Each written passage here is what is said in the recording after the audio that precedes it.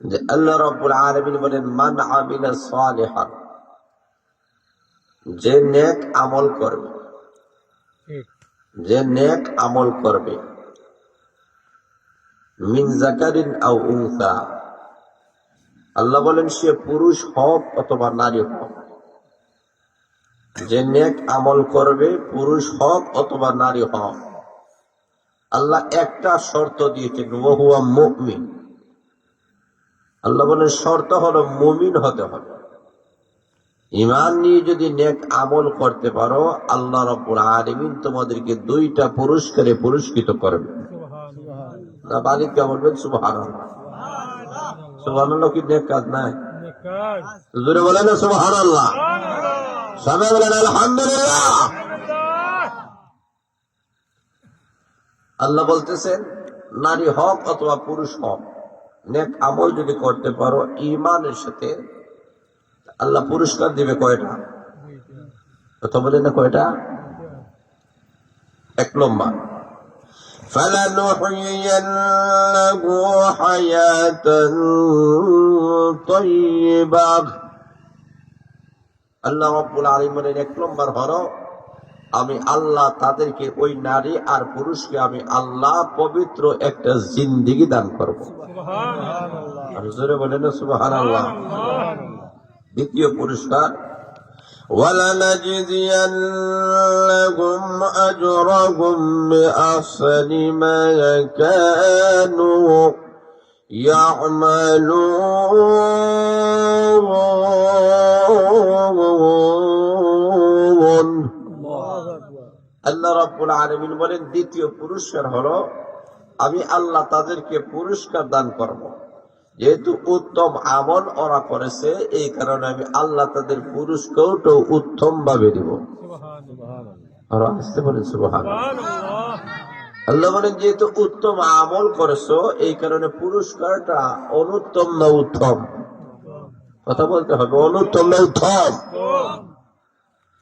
এখানে আল্লাহ বলতেছেন একটা দুনিয়ার পুরস্কার আর একটা আখিরাতের পুরস্কার। নেক আমল করলে শুধু যে পরকালে পাওয়া যাবে এমন নয়, আল্লাহ দুনিয়াতেও পুরস্কার দিবে। কথা বলে ঠিক না বেঠিক? নতুবা আল্লাহ যদি পরকালের জন্য, আল্লাহ সব পুরস্কার যদি পরকালের জন্য রেখে দিচ্ছেন, তাহলে দুনিয়ার মানুষেরা, এরা দুনিয়ামুখী, এরা নগদে বিশ্বাসী, বাকিতে বিশ্বাসী কম। কথা বলে ঠিক না বেঠিক? প্রত্যেকটা মানুষ বলতে চায় হুজুর নগদ কি আছে, বলে ইয়ারাদত করলে নগদ কি আছে, নগদের দরকার। এই দুনিয়ার জীবনে, এই জীবনে আমাদের কি আছে আমাদেরকে দিতে হবে। আর পরকাল তো পরকাল, দুনিয়ার কি লাগবে? আর আল্লাহ রাব্বুল আলামিন আমাদেরকে দোয়া শিক্ষা দিয়েছেন যে তোমরা দুনিয়ার কল্যাণের জন্য আল্লাহর কাছে দোয়া করো। জোরে বলেন সুবহানাল্লাহ। আলহামদুলিল্লাহ। আমাদের সাহেব দৌলতপুরি সাহেব দাওয়াত বারাকাতুল্লাহ আলী এসে গেছেন। আল্লাহ হযরতের হায়াতের মধ্যে যেন বরকত দান করে। বলেন আমিন। তা আল্লাহ রাব্বুল আলামিন দুনিয়ার পুরস্কারটা আল্লাহ আগে ঘোষণা করেছে, কারণ মানুষ নগদে বিশ্বাসী, যার কারণে আল্লাহ আগে দুনিয়ার পুরস্কারের কথা বলেছেন। আর পরবর্তীতে আল্লাহ পরকালের যে পুরস্কারটা হবে সেটা আল্লাহ আলোচনা করেছেন। আল্লাহ রাব্বুল আলামিন বলেন প্রথম পুরস্কার হলো দুনিয়া, কারণ দুনিয়াতে যে মানুষটা বালা, যার দুনিয়া বালা তার আখিরাত বালা। জোরে বলেন ঠিক না ঠিক? এই কারণে আল্লাহ রাব্বুল আলামিন আমাদেরকে দোয়া শিক্ষা দিয়েছেন। এমন নয় যে শুধু পরকাল দরকার, এমন নয়, পরকাল জান্নাত দিবে এমন নয়, বরং দুনিয়ারও সকল কল্যাণের দরকার আছে কি নেই? কথা বলে আছে কি নাই? আল্লাহ দোয়া শিক্ষা দিয়েছেন, ربنا آتنا في الدنيا حسنة وفي الآخرة حسنة وقنا عذاب النار।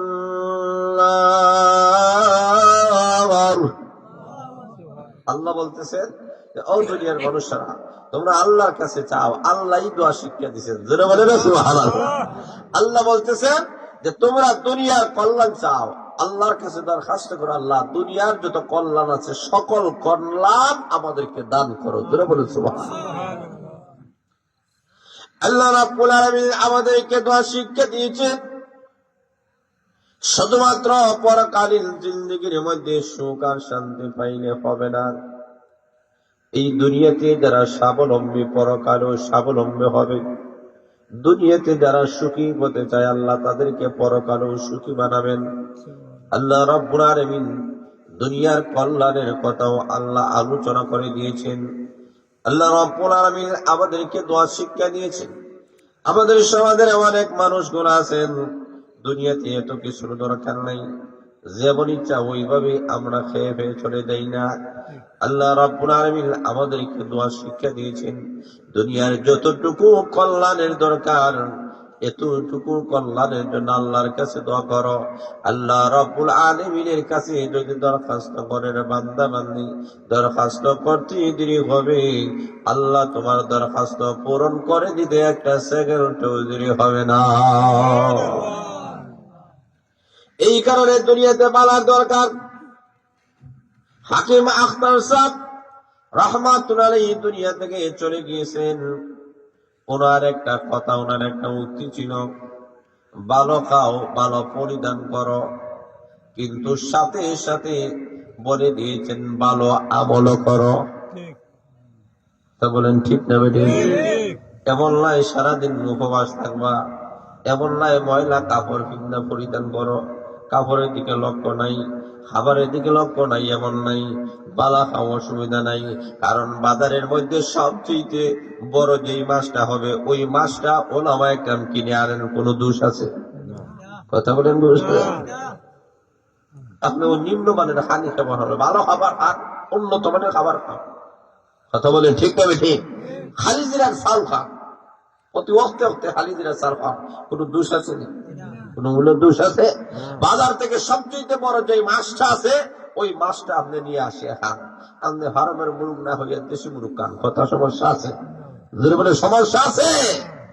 ভালো খাবার খান, ভালো খাবার খাইতে কোনো বাধা নাই, এটার মধ্যে কোনো তাকওয়া নাই। তবে খারাপ জিনিস খাবো, খারাপ কাপড় পরিধান করবো, বন্ধ জিনিস আমি ব্যবহার করবো, এমন নয়। বরং উনি বলতেছেন ভালো খাবার খাও, অসুবিধা নাই, ভালো কাপড় পরিধান করো, কোনো সমস্যা নাই। কথা বলেন ঠিক না বেঠিক? কিন্তু শর্ত হচ্ছে ভালো আমল করা লাগবে। কথা বলেন ঠিক না বেঠিক? আজকে আমাদের সমাজের অবস্থার দিকে লক্ষ্য করে দেখেন, প্রত্যেকটা মানুষ আজকে স্বাবলম্বী হতে চায়। প্রত্যেকটা মানুষের একটাই স্বপ্ন, বাজারে সারের স্টলে বসলে দেখবেন একজনে আরেকজনের সাথে গল্প গুজব করে, বাবা রে আমার তো আর এখন সময় নেই, আমি তো আর লন্ডন আমেরিকা দিতে পারবো না, দোয়া কইরো আমার ছেলের যেন আমি লন্ডন ভাটাইয়া মরতম ভাই। কথা বলে ঠিক না বেঠিক? আমার মেয়ে যেন লন্ডনে একটা পাত্র দেখে আমি যেন বিবাহ দিতে পারি। প্রত্যেকটা মানুষ চায় আমি যদিও সুখী যতটুকু হয়েছে আল্লাহ দিয়েছেন আলহামদুলিল্লাহ, আমার ছেলে মেয়ে যেন সুখী হয়, লন্ডনে হয়, আমেরিকানে হয়, জার্মানি জাপানি হয়, টাকাওয়ালা পয়সাওয়ালা হয়। কথা বলে ঠিক না বেঠিক? কারণ প্রত্যেকটা মানুষের স্বপ্ন আছে কি নাই? কথা বলে আছে কি নাই?